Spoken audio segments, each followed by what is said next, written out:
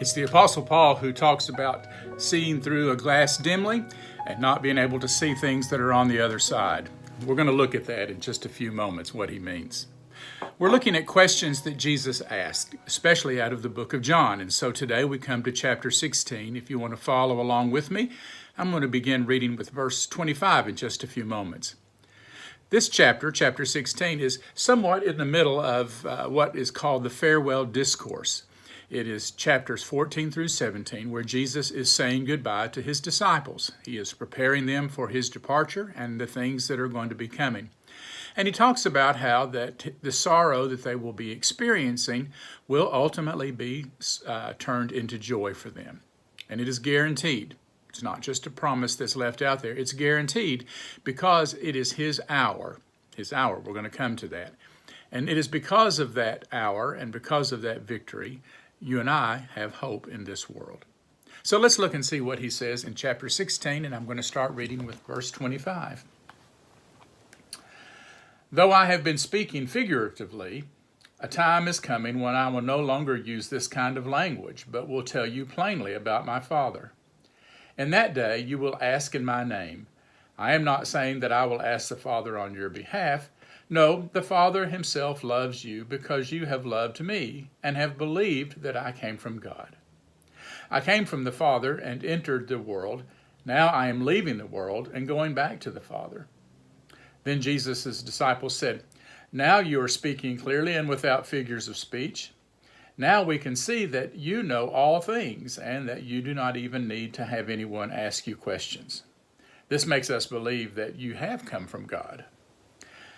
Do you now believe? And that's the question we're going to look at. Now believe? Jesus replied, A time is coming, and in fact has already come, when you will be scattered, each to your own home. You will leave me all alone, yet I am not alone, for my Father is with me. I have told you these things so that in me you may have peace.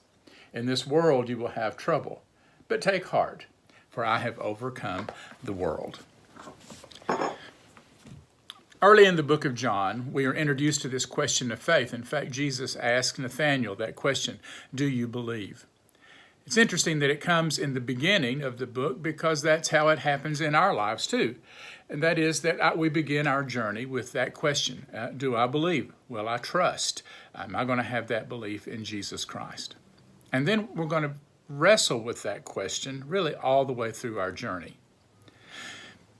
John tells us that Jesus used figurative language whenever he taught. We know about that. He spoke in parables, he spoke in proverbs, sometimes he told riddles, sometimes he used symbolic language. He talked about things like vine and branches, and those vine and branches represented things.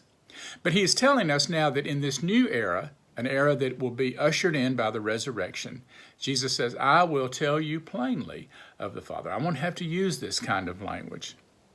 Now, the difference is not in that God has hidden himself and now he's going to reveal himself, things that we didn't know. No, that's not it, because he has revealed himself to us. He did so in Jesus Christ. The difference will be that in that new era, we will have the interpreting spirit that dwells inside of us, that helps us to understand what God has revealed to us through his Son, Jesus Christ. And so Jesus pointed to a future that would happen after his departure when he would speak plainly, he says. Well, the disciples were unwilling to wait for that a little while, for this new era. Mistakenly, they thought that his hour had already come. And they also thought that they had reached the point where they knew enough and they didn't have to ask questions anymore. Well, Jesus comes along like he does so many times, and he burst that bubble of overconfidence that they have, because they haven't reached the end of the journey. There's a lot more for them to experience and do. And things aren't going to turn out exactly the way that they thought it would. They will be scattered. They will go back to their own homes. And Jesus will be left all alone there without them. So they still have to wait a little while, as he would say. Jesus is at a very different place in his journey than they are, and that's natural. We would expect that. Jesus was facing, at that point in the journey, what he knew his disciples, his followers, would be facing a little bit later on. And so he's saying to them, I want you to take courage because the Father is with me. John is saying the Father was with Jesus, and Jesus has already overcome the world. And so they could be calm, not because they had arrived and knew all of the answers and had that kind of strong faith. They could be calm because of the grace that was given, the gift of peace that was given to them by Jesus Christ, and also the prayers that he offered up on behalf of them. Waiting and enduring what is going to lie ahead is what leads us to have a faith that is mature. And so this faith question arises from verse 31. Do you now believe? Jesus asked that question because he knew these disciples very well. He knew their egos, he knew their weaknesses, he knew their thoughts, their idiosyncrasies, he knew how they operated. And Jesus was concerned. He was concerned about how they were going to face the future. We know that because in verse 1 of chapter 16 it says, I have said this to all of you to keep you from falling away. That was his desire. I don't want you to fall away. And in that circle, he did have some who would. There was a Judas who was going to betray him. There were people like Simon and John and James who would really sleep through it all. There was a Thomas who doubted to the point that who needed some kind of visible proof. Mark 14 says that all of them forsook him and fled away. We know that. And they continue to do it. Even after Easter, John Mark will abandon that first missionary journey and go home. Or Demas, while Paul is in prison, is going to leave and return to Thessalonica. So denying and doubting are really ever-present problems that the disciples were wrestling with. But not only the disciples, we wrestle with it too, don't we? Times when we doubt, times when we deny. All you have to do is take any church roll and run your finger down that list of inactive members, and you see that it's so easy for people to just lose that first love and to drift away. Drifting is a real part, a sad part of this journey that we're on. Now, we're going to answer this question, do you believe, many times in our lives. I remember I answered that question when I was a child, when I was 7 years old, and I said, yes, I do believe. And then when I went away to college, I answered that question again. I was out on my own. The faith that I had at home, the faith of my family, the faith of my community. And now the question before me was, now that I'm here without them, what kind of faith am I going to have? I need a faith of my own. And it was a real struggle for me. I doubted, as Jesus is talking about here, I doubted my salvation. I would pray, and it seemed like the prayers didn't get any higher than the ceiling. It was a time when God felt 1,000,000 miles away from me. And out of that dark experience that really lasted for several months, I had to come back to that faith question and answer it for myself again at this new part of my journey. Do you believe? And since then, I've had to answer it over and over again. And each time, I have to say, I just never thought this would happen. I never believed that I would be at that place where I would doubt and maybe even deny and think things through again. But I was. All of us are. Because at every fork in the road we come to, or intersection in the road, it's time for us to give some thought to what Paul had to say when he said, therefore, let anyone who thinks that they stand take heed, because they might fall. That kind of overconfidence that says, I'm not going to fall, I'm going to make this. That's not reality. That's not true. Jesus dealt with this problem of doubt and denial continually.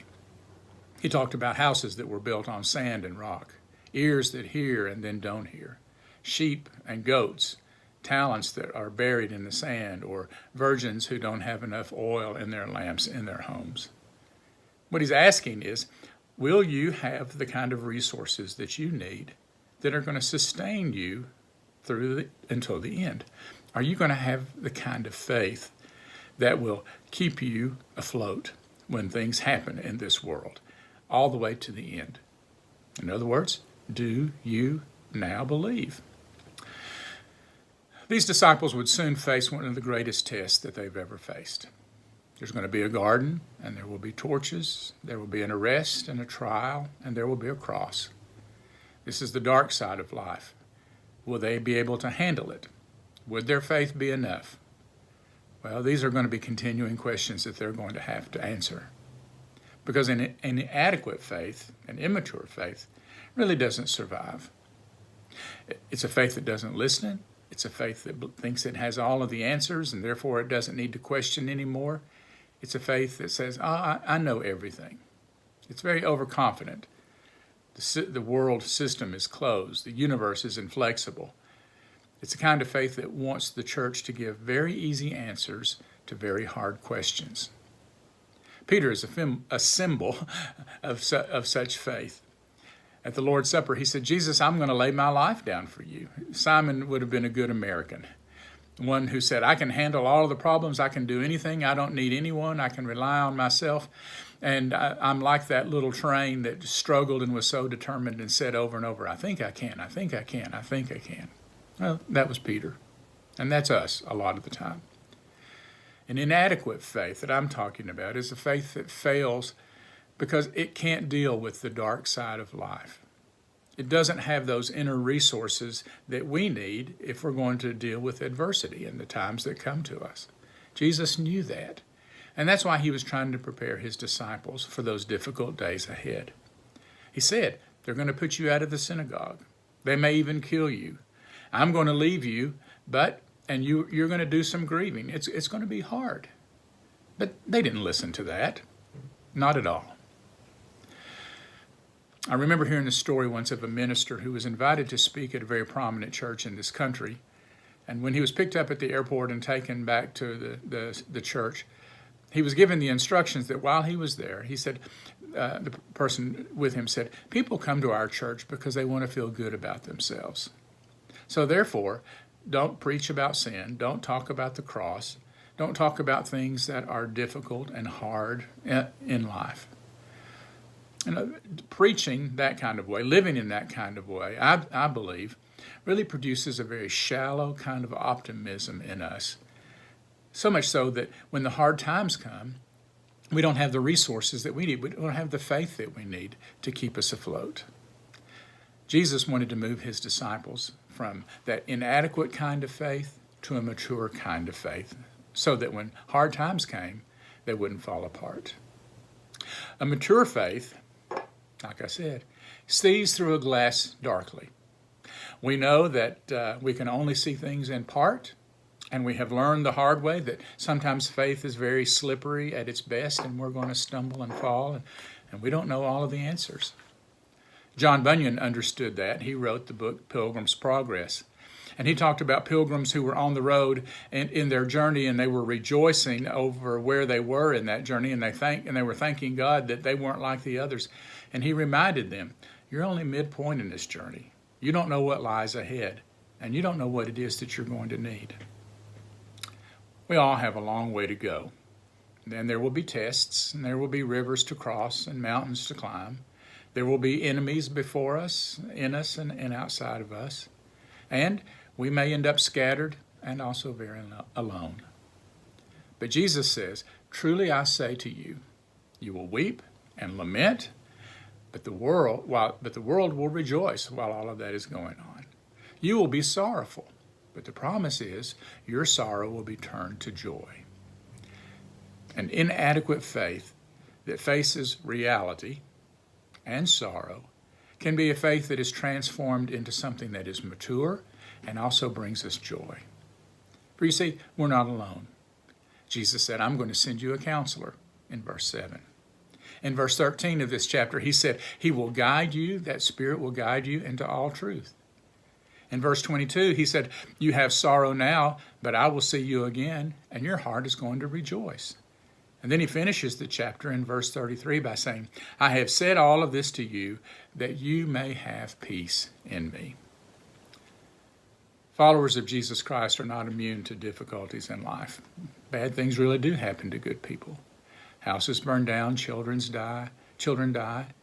A father loses a job or a mother loses the job that they've had for 20 years. Marriages fail. War breaks out in countries and innocent children are killed. Verse 32 says, "The hour is coming, indeed, it has already come, when you will be scattered, everyone to his own home, and you will leave me alone. Yet, in his arms, I am not alone, for the Father is with me." In that journey, Jesus placed his hands in the hands of the Father, and that really was enough for him. Jesus ended this chapter with a great sense of reassurance. He said, "I have said all of this to you so that you might have peace. Because in this world there will be tribulation. But be of good cheer, for I have overcome the world." An inadequate faith has learned firsthand that in the hard and dark times of life, God gives us grace, and God does give us strength to do the things that we need to do. And what he gives is always enough. Do you believe that? And are you ready for that? And how would you describe your faith? Is it inadequate? Is it maturing to something that will be adequate? And that question for us is, with all of the things happening in this world right now, do you now believe? Ponder that question. Pray about that question. Think about it. And we'll meet again next week. I hope it's a great week for you. Thanks.